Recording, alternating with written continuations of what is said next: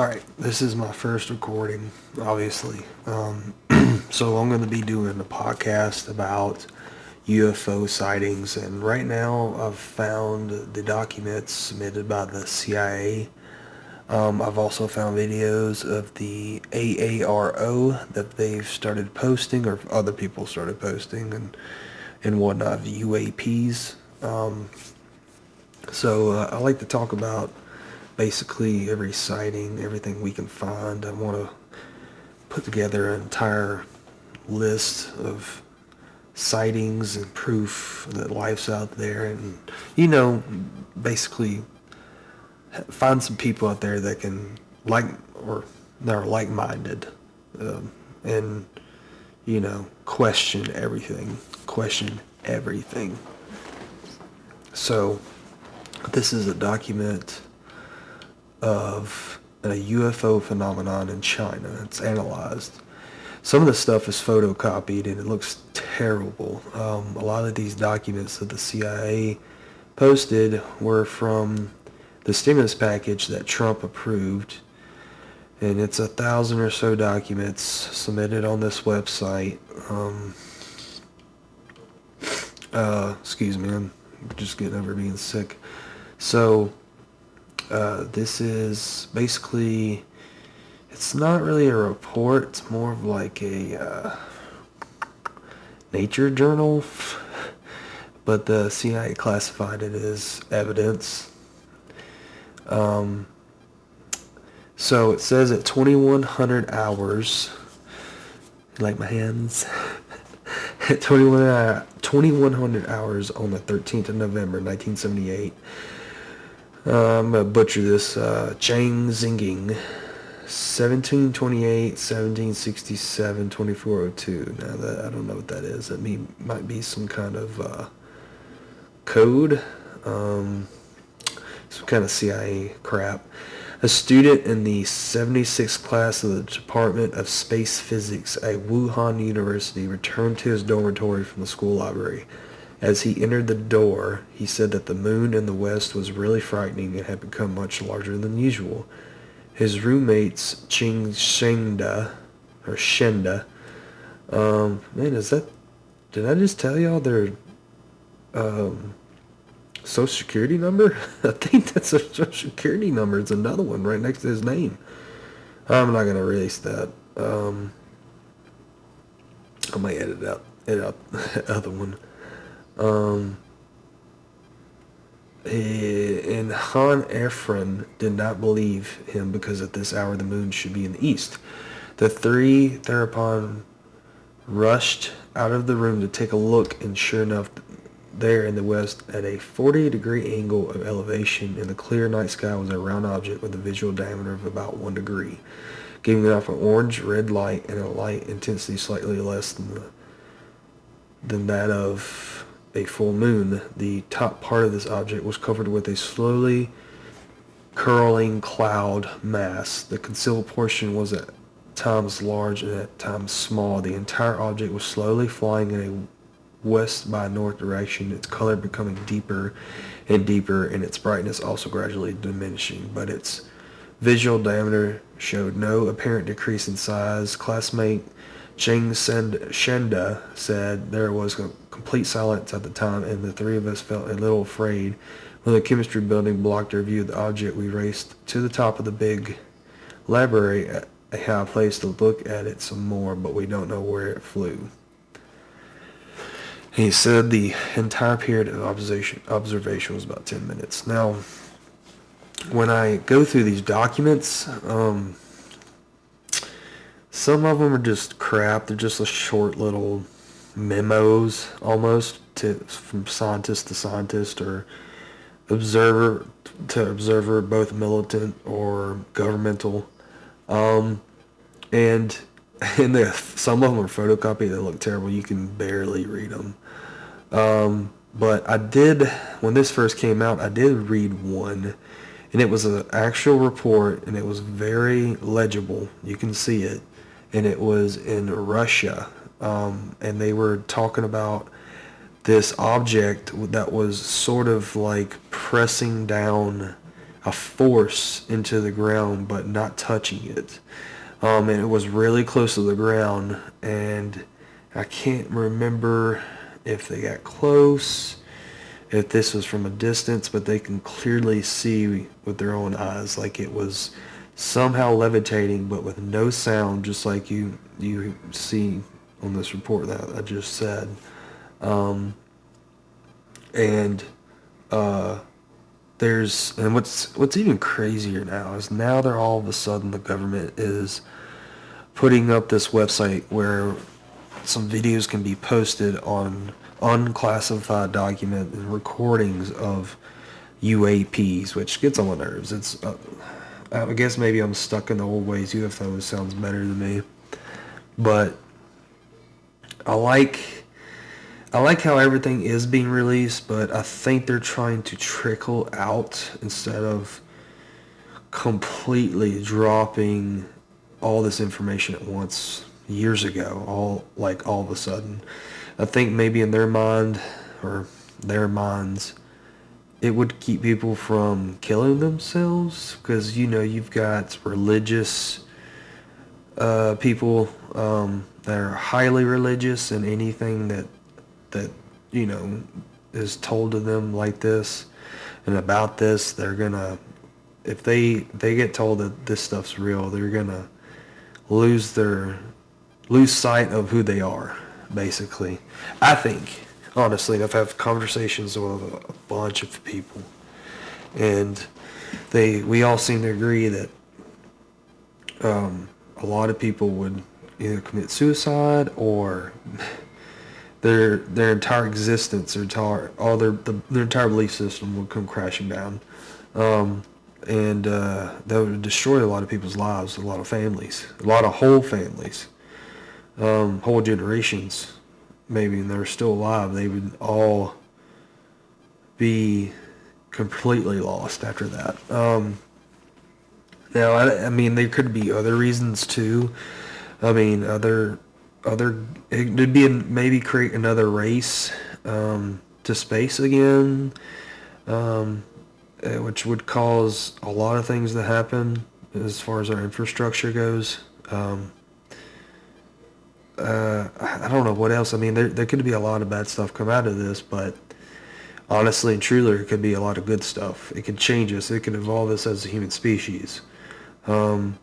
I think that if something like this they were to go, okay, you know what? Here's the thing. It's real. We've made contact. We have their aircraft locked up with the ones we recovered. We've also come in contact with them. In doing so, we've also established a peaceful relationship, or there are threatening ones, but we keep them at bay with agreements. I mean, and if they come out and say that, God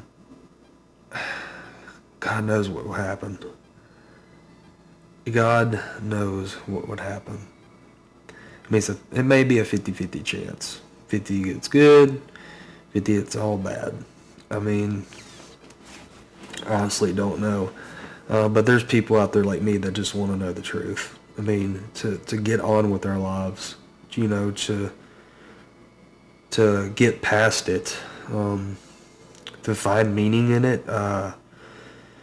When there's the truth, you can find meaning immediately. You can find understanding in your life, what you should do next, who you should be, and how you should move forward. And if enough people think that way, I think that could be good. But like I said, these documents, I mean, some of them are absolutely terrifying, sort of creepy. And another thing is, this kind of stuff creeps me out. I mean, my personal opinion on aliens, intelligent life out there, the possibilities are endless. So there's a book I'm thinking the author is a Chinese author, and it's the three body problem. I'm sure everybody knows what I'm talking about. There's a show coming out on Netflix, not too far in the future, and it basically explains that that space. This writer thinks space is a dark forest, which means that what happens when a small animal yelps in a small forest, or I'm sorry, a dark forest? Predators come. That's what happens. Predators come to feed, to find and to feed. So what he's trying to say is, when we send out signals for a response and we hope to find something out there, we don't stop and think, what if what's going to come is what's going to destroy? We don't ever think about that. We're always excited to find something, someone. We're always excited to talk to another species. Like that's amazing. That would be absolutely phenomenal if we came across a peaceful species that's something other than us. Or what if they are us and they left Earth to use? I mean, endless possibilities. But ultimately, I would rather keep quiet in a dark forest than I would shouting for the predator to come get me. And I don't mean the Predator from the Predator TV series, of course. I'm talking about these possible real monsters. Granted, the three body problem, the aliens are that small, but they're so highly intelligent that they could wipe us off the face of the earth. But it's kind of hard to still see that as a problem, as a terrifying alien that could kill us all. But I mean, anything's possible, I guess, whenever it comes to our imagination. And that could be possible in real life, but we may never know. Or we already do, and the government's hiding it. But, people think, I think it's possible, but they're already here. They're already watching. They've been here, or they're on their way, or, I got to thinking the other day is every time as our government has found another species, they've talked to them and find out their intentions. Found some way to bring together our language and their language and figure out what they're trying to say, what they're trying to tell us, and then we come up with a peaceful means of communication. And then they leave and they go and they leave us with something or whatever over and over throughout the years. Or all we've gotten is little pieces of evidence, little vehicles, or we actually haven't come in contact with them at all. And maybe the government, all they have is just recordings, just like we're seeing. I mean, nobody's really going to know 100% because they're good at hiding it. But like I said, they're starting to trickle out information over and over, a little bit here and there, more often though. So that leads me to believe that here in the next 20 or 30 years, maybe a little bit longer, they're finally going to go, yep, they're real. I mean, who knows? I mean, maybe I'll be alive when it happens, but I hope I'm right with God by then. I mean, I hope I'm right with God and it doesn't bother me. It doesn't scare me. I mean, so this podcast is going to be basically a discussion of how I feel, how I think, my opinion on the subject of, well, I'm going to try to make it about aliens at first and UAPs and UFOs and other beings, other possibilities. And I'm going to be reading some of these documents, and I'm going to be reviewing these videos, and I'm just starting out, so eventually I'll be able to post it on here. And right now I'm looking at both screens. I'm looking at videos of UAPs, and on the other side I've downloaded all those documents, and I'm gonna kind of try to go through a bunch of them and save the ones that I can actually read and put them in a couple files. But for y'all, at first it's going to be about aliens, and then it's going to be about my thoughts on everything scientific, everything creepy, everything unexplainable, because, you know, there's nothing scarier than the unexplained or unidentified, you know, just something you can't understand. That's one of the scariest things there is. But I'm going to talk about all that stuff. I mean, science, physics, you know, possibilities. And I don't have any degrees in anything, but I've read and researched, and I become obsessed. And I catch on real quick. I notice things, and I mean, this is more of an opinion kind of podcast and an observation kind of podcast, and to get feedback from other people, from the community, and just to basically pick people's brains and put my brain out there on the internet, you know, for everybody to see and conversate about it, because man, it itches, it eats at me. I mean, I constantly want to think about it, I want to talk about it. And then, you know, I'm gonna put a couple other things here and there that are enjoyable topics.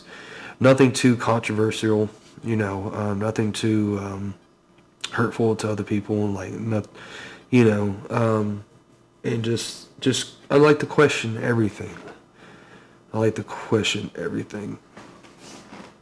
Anyways, that's the end of this video. I'm gonna continue to do stuff like this.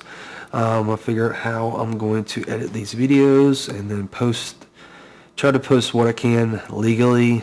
I mean, I was in the military, so they say I'm classified, but that doesn't necessarily mean I can release it myself without some kind of rights or signed documentation of being allowed. I'm not 100% sure on that, but I'm going to make sure before I release anything. But I thank you. I thank you for listening. Thank you for watching. And let me know how I did. And that's the end of this podcast. Thank you.